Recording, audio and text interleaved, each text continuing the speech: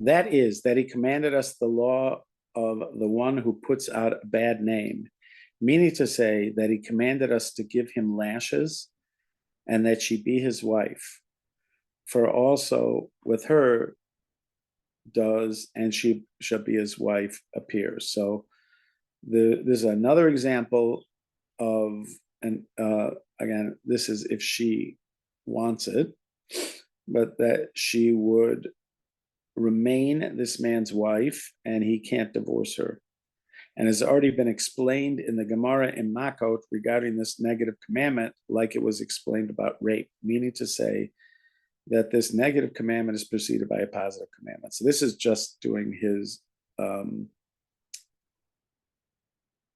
his work in explaining why this is a positive commandment, because it is a well-known negative commandment, which is why you get lashes. There is, with the positive commandments, you can get rabbinic lashes, but not biblical lashes. But with the negative commandments, you can get lashes. So it is a negative commandment, but it's also a positive commandment. That's why he's listing it as positive commandment 220. And the laws of this commandment have already been explained in the 3rd and 4th chapters of Ketubot. See Parashat Kitetse, Mishnah Torah, Virgin Maiden.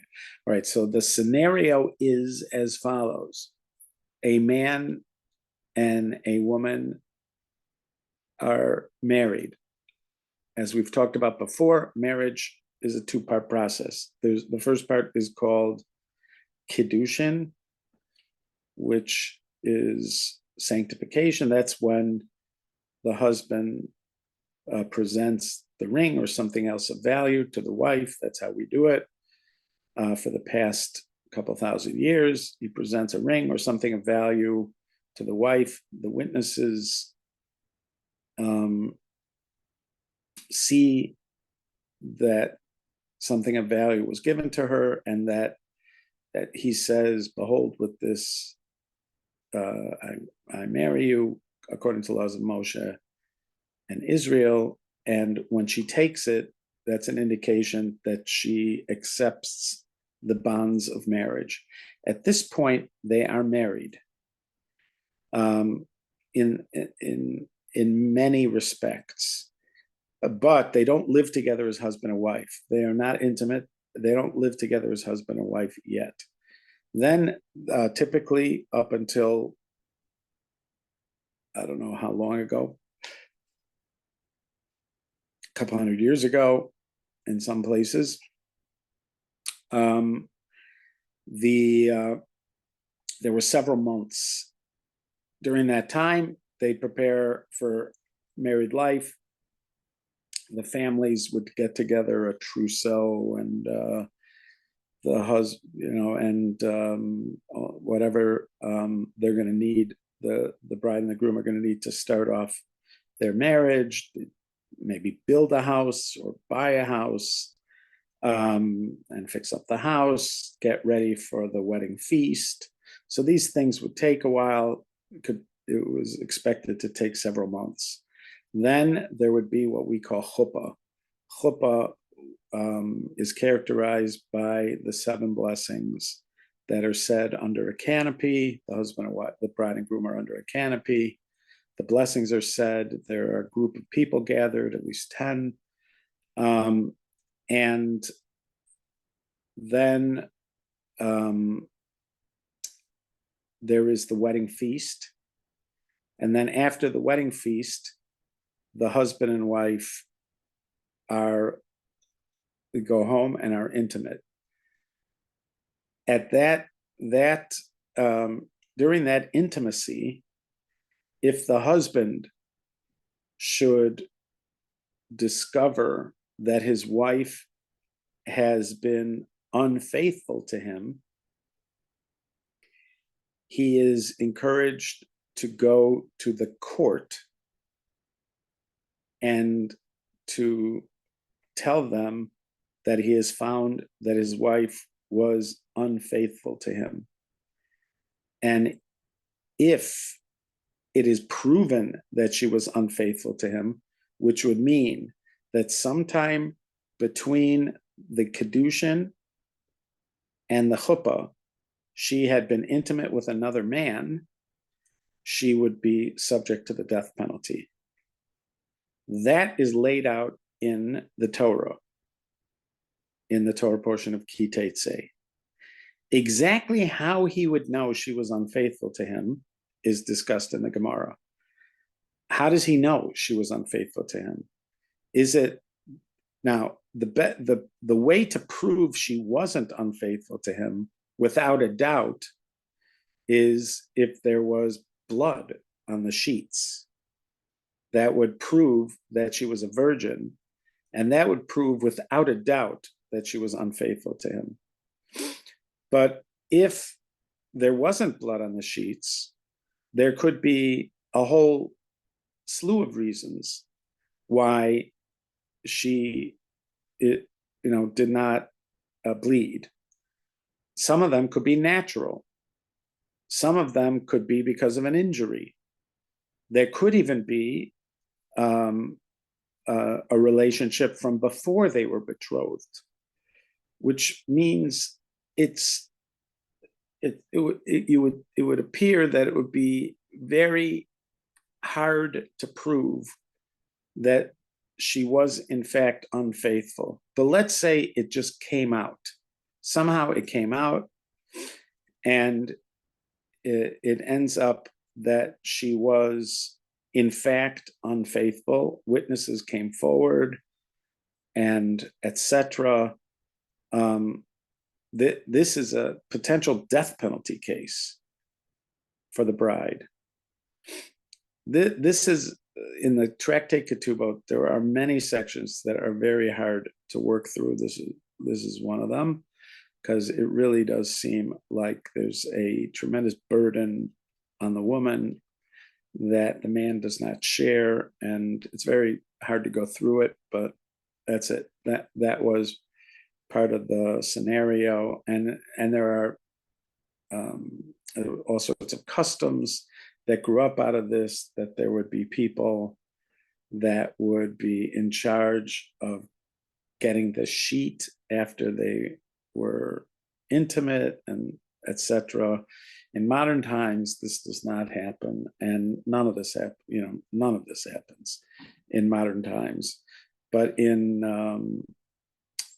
even in Talmudic times, this was a deal. In fact, part of the strategy of when to get married was to get married so that the night of intimacy would be before a day of court. So the courts met on Mondays and Thursdays. So the Mishnah suggests getting married on a Wednesday. That way the intimacy would be before the court meets on Thursday. That is like the ideal time.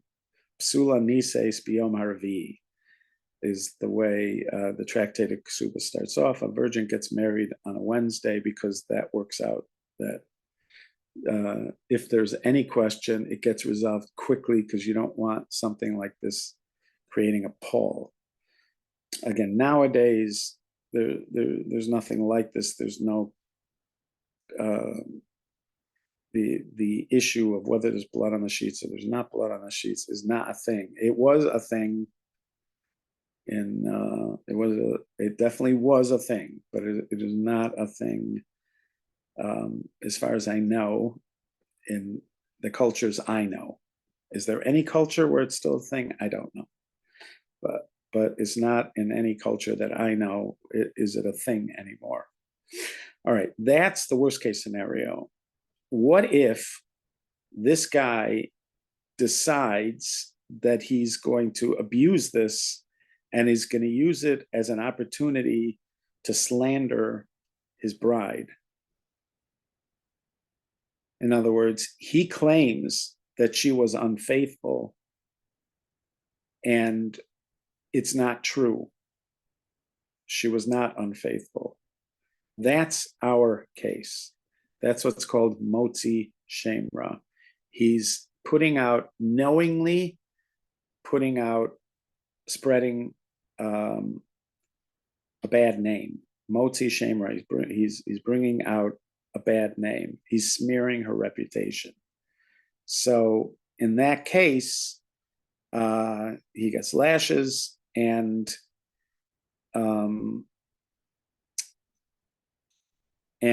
you have this repercussion that he can, if she wants to stay married to him, that he can never divorce her against her will. Okay, so there is a term which has become a broadly used term, motzi shemra, and this refers to any time somebody slanders somebody else, speaking slander of somebody else. And it's considered a very serious prohibition. It's part of a bundle of crimes of speech. There are different ways of speaking about criminal speech.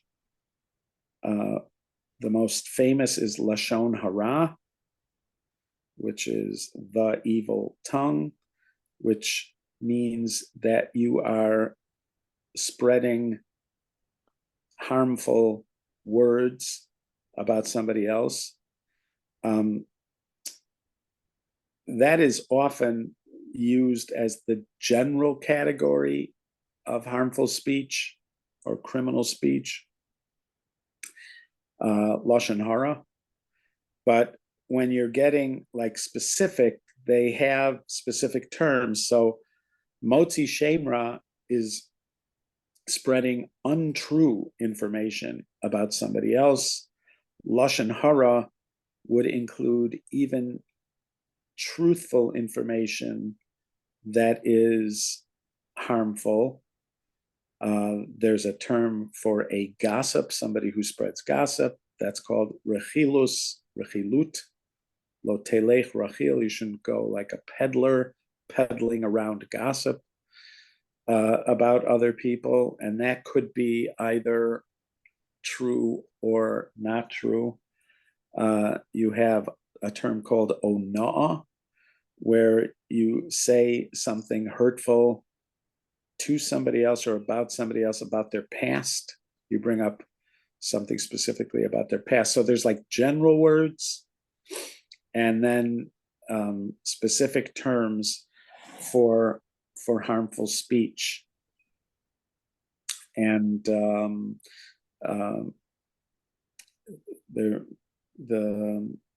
Gemara has many places where it talks about how catastrophic harmful speech can be, and how serious the repercussions can be. The Mishnah or the Talmud includes lashon hara, habitual speaking of harmful speech, in a list of things that can lose a person's place in the world to come, which is like the most catastrophic result of bad behavior, and especially during the time of Sfirat HaOmer, and also during the 3 weeks between the 17th of Tammuz and Tisha B'Av. It has become a focus of people who are trying to better themselves, to pay particular attention to their speech and harmful speech, just because it can be so devastating. There is suggestion that the students of Rebbe Akiva who died during the period between Pesach and Shavuos died, the Gemara says, because lo nahagu kavod zelazeh, they did not show honor to each other. And so harmful speech is focused on during this time, and also during the 3 weeks. The Talmud says that the Second Temple in particular was destroyed because of unwarranted hatred. So that becomes another time to focus on the ill effects of harmful speech. It's considered one of those crimes that people commit that is very hard to uproot. Individuals feel that about themselves, and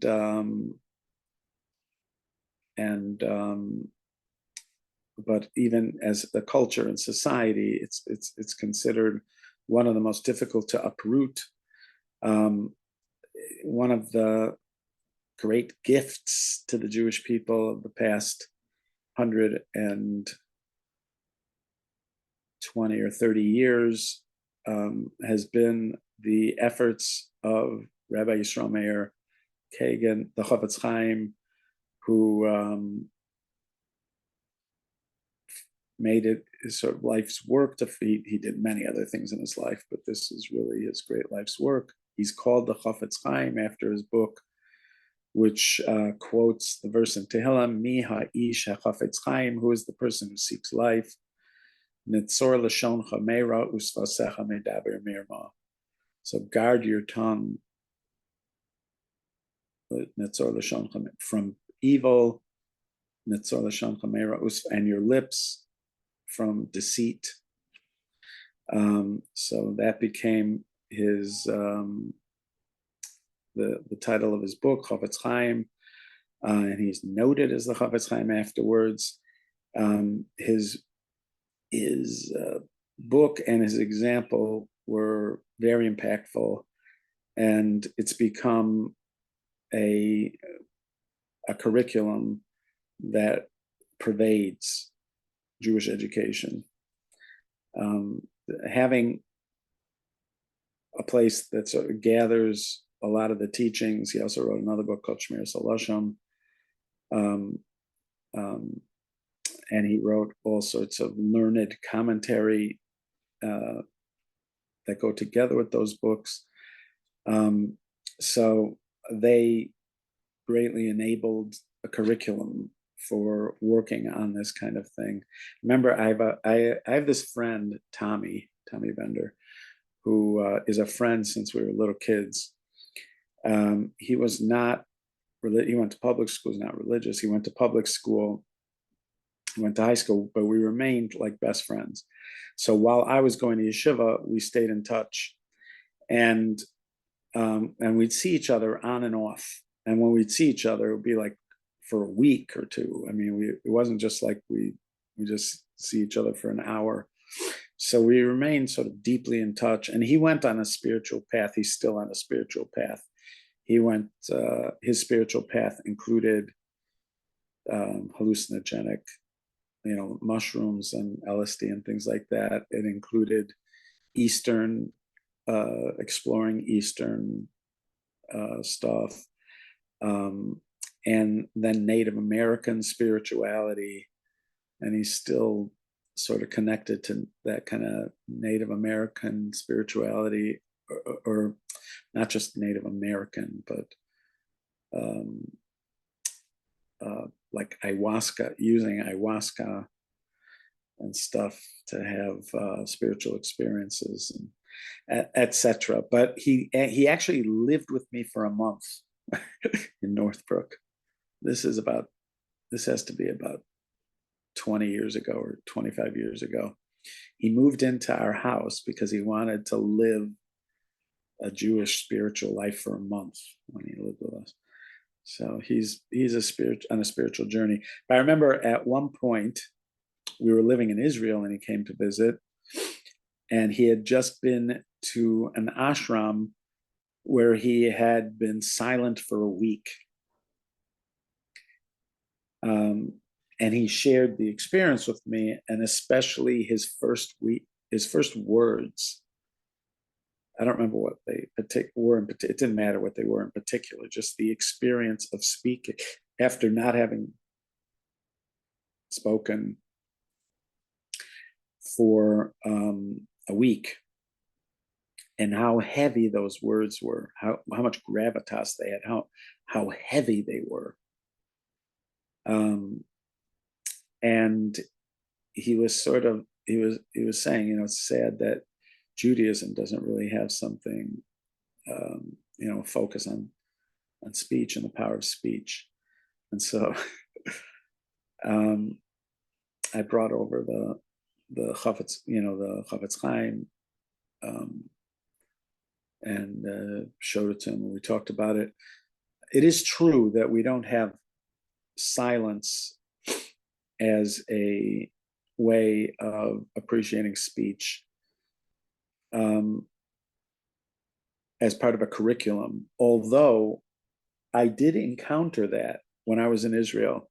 We were encouraged throughout Jewish history.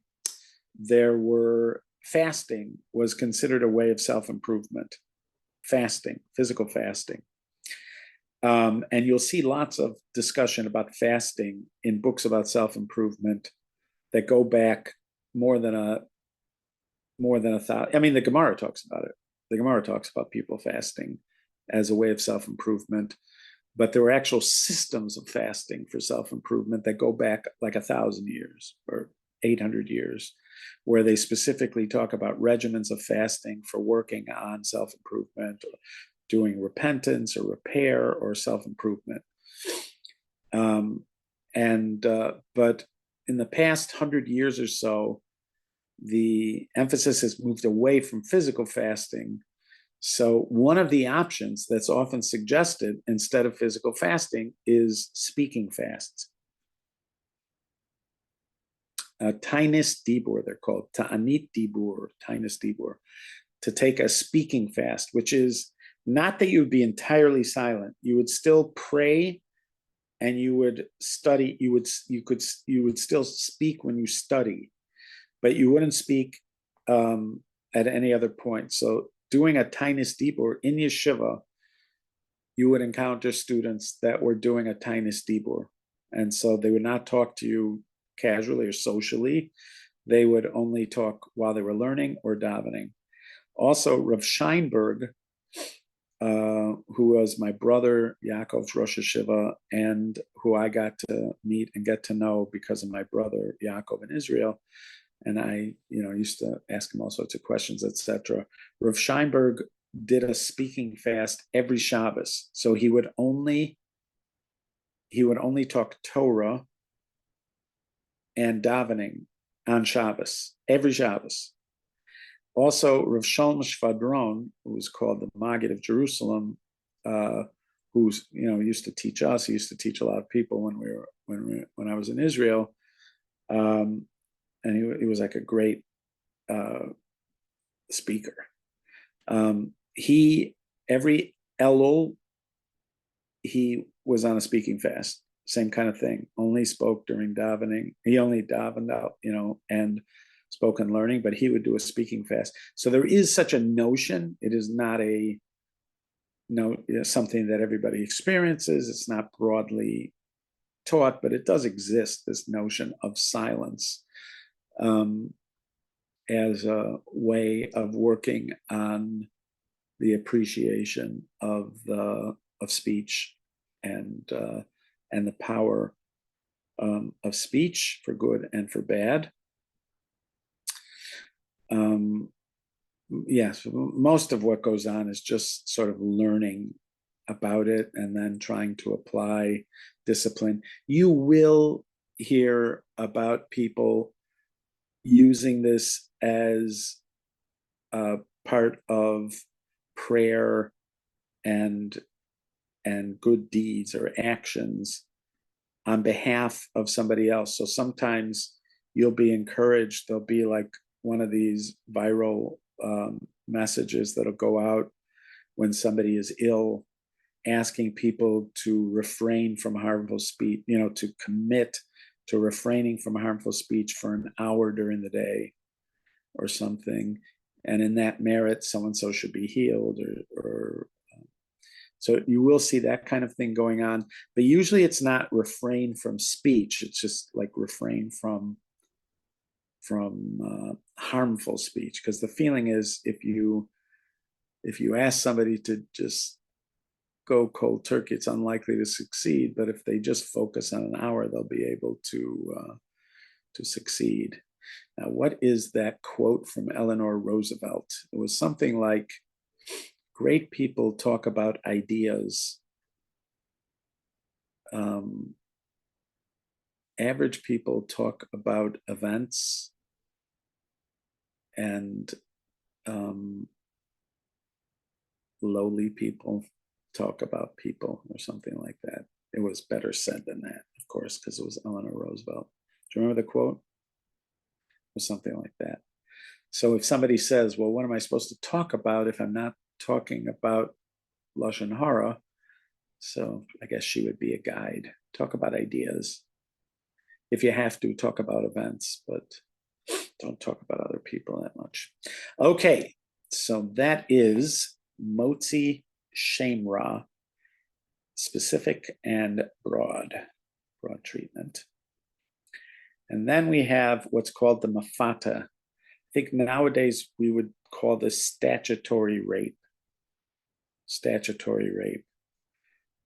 He should sivanu bedin hamafata. So this is talking about a single girl who is a minor, and she's willingly engaging in a sexual relationship with another man. And this is talking about an adult man. I don't know, even though I have studied this subject many times, but right now I cannot remember if this would apply to teenagers. It seems like it should. In other words, if the Eleanor Roosevelt quote? Yeah, what is the quote? Yeah. Great minds discuss ideas, average minds discuss events, small minds discuss people. That was much better said. Small mind. Why, thank you. Thank you. Thank you very much, Liz. From now on, I'll just say Liz says it. All right. So great minds, average minds, small minds.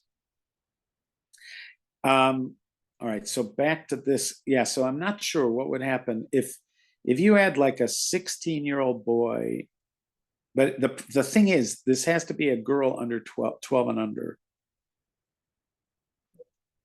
or under, in order for this to work. It might be 12 and a half and under, but I don't think so. It might be 12 and under. So she is not raped in the sense that it's not against her will, but it's like statutory rape. It's considered against her will in that she cannot make an informed decision about this. So he's called a seducer, and the laws of the seducer involve payment of a fine. If it had lashes, you'd think he mentioned it, because he mentioned the lashes with the other ones. He definitely has to pay a significant fine to the father.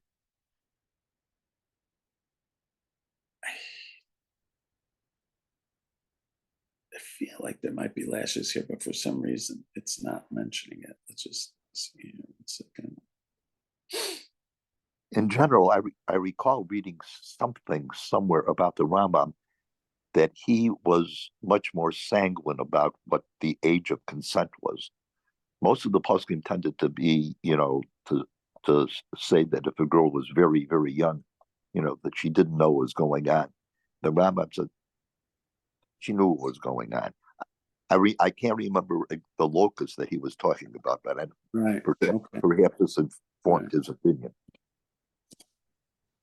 All right, so here in Mishnah Torah, when a man seduces a virgin, he's fined 50 slaim of pure silver. This is called a fine, a knas. The same law applies if he rapes her. Payment of the fine is one of the Torah's positive commandments. As states, the man who raped her must give the maiden's father 50 silver pieces. What is meant by a seducer and what is meant by a rapist? A seducer is one who enters relations with a girl with her consent. A rape is one to take her by force.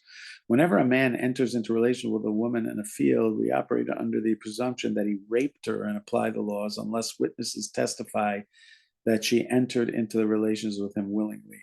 Whenever a man enters into a relationship with a woman in the city, we operate under the presumption that she consented because she did not cry. In other words, if she didn't cry out and it was in the city, We assume she consented unless witnesses testify that she was raped. He pulled out a sword and told her, if you cried, I will kill you, etc. This is another one of those things. It's very hard to read it because it puts all this burden on the woman. When a girl who was seduced does not want to marry the seducer, or her father does not want to give her in marriage to him, or if the seducer does not want to marry her, he may pay the fine and depart. So this is different than the rapist, because the rapist, it doesn't matter if he doesn't want to marry her. We do not force him to marry her. If they do desire to wed and he marries her, he does not pay a fine. Instead, he writes her a ketubah. When, however, a man who raped or her father does not desire that she marry the rapist, they have the prerogative, such as he must pay the fine and depart. If she and her father desire that the marriage take place, but he does not desire, we force him to marry her, aside from paying the fine, because that's the rapist. Even if a girl, the girl is not granted a ketubah for our sages, it's the requirement of ketubah. If the girl was raped, forbidden to him, he should not marry. When a high priest rapes her to do so, he should not marry her.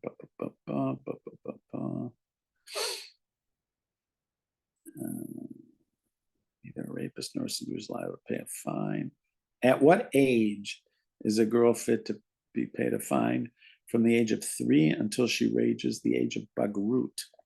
So that's like at least 12 and a half. If a man engages in a relation with a girl less than 3 years old, the relation is not significant. What he means by that is she is still a virgin. If he engages in relations with her after she reaches the age of bagrut, he's not fined, for it states. This is not talking about rape, thus excluding a girl reach mandatory. Whether or not a girl's father is alive, a fine must be paid. A fine not be paid with the following women. This is talking about a seducer, a bogeret, a girl who's dissolved the marriage through miyun, or an Islandese, a mentally incompetent girl, a deaf mute, a girl who was reputed to have conducted herself immodestly while young, concerning whom 2 witnesses testified that she sought sexual relations with them, a girl who was married and divorced but is still a virgin. When by contrast a girl is divorced after merely being consecrated, a fine must be paid. The following rules apply with regard to a convert. If she was 3 years old or older when she was converted.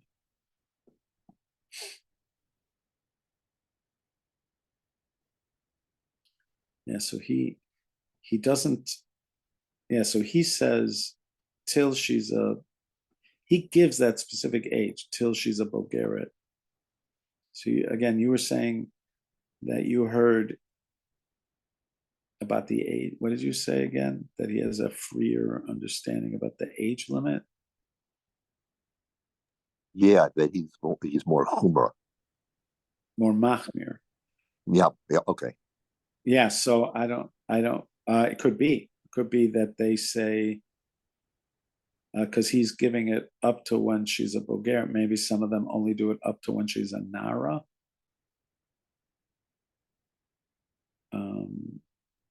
Because machmir could go either way, by the way. When you say machmir, do you mean that this applies in more cases than other people would say, or in less cases than other people would say? When you say machmir. Okay, I don't. But what do I guess that other people would the line between seduction and rape. I guess what the age of what the presumed age of consent is. So does he hold that age of consent is younger or older than Younger. So you're saying there might be other people who say that this extends beyond, let's say 13 or 12 and a half and 13, that they may say it goes higher than that. Okay. That's interesting. All righty. I look forward to learning with you guys tomorrow. Thank you very much.